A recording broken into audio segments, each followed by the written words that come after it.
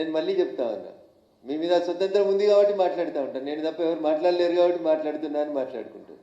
కండువా కప్పుకున్న మరుక్షణం నుంచి మా పార్టీ, మా కుటుంబంలో ఏమైనా సమస్యలు ఉంటే తప్పకుండా పరిష్కరించుకుంటాం. భారతీయ జనతా పార్టీ అందరినీ, సిద్ధాంతాన్ని ఇష్టపడి పనిచేసేటువంటి వాళ్ళందరినీ స్వాగతిస్తుంది. తిరిగి రమ్మని అడుగుతా ఉన్నాం. పార్టీ ముందుకు పోతుంది, పార్టీ భవిష్యత్తులో అధికారంలోకి వస్తుంది. కాంగ్రెస్ పార్టీ మీద ప్రజలకు విశ్వాసం పోయింది అనేది నేను భావిస్తున్నటువంటి అంశం. ఇక భారం అయిపోయింది తెలంగాణ ప్రజలకి, వాళ్ళ సొంత కుటుంబ సభ్యులకు కూడా భారం అయిపోయింది అది. కాబట్టి ఇక దాని గురించి ఇంట్లోకే ఇష్టం లేనప్పుడు బయట వాళ్ళ గురించి మాట్లాడే ఉంటుంది. ప్రజలకు భారమైంది కాబట్టి ఇల్లు ఇచ్చుకపోయింది, మనిషికో దారిలో పోతున్నారు.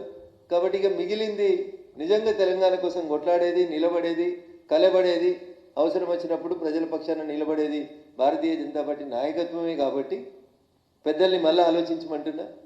వాళ్ళంతా మా ఐడియాలజీకి వెళ్ళిపోయిన వాళ్ళే. ఎన్ఎం శ్రీనివాసరెడ్డి లాంటి వాళ్ళు మా ద్వారానే బై ఎలక్షన్స్ లోపల మొదటిసారి ఎమ్మెల్యే గెలిచిరు ఎన్ఎం శ్రీనివాసరెడ్డి గారు. కాబట్టి అట్లాంటి వాళ్ళు చాలామంది ఆ రోజున్న పరిస్థితులలో ఏమైనా తొందరపడి నిర్ణయాలు తీసుకున్నా మళ్ళీ ఆలోచించుకోవాల్సినటువంటి సమయం అయితే ఆసన్నమైందని చెప్పి నేను భావిస్తాను.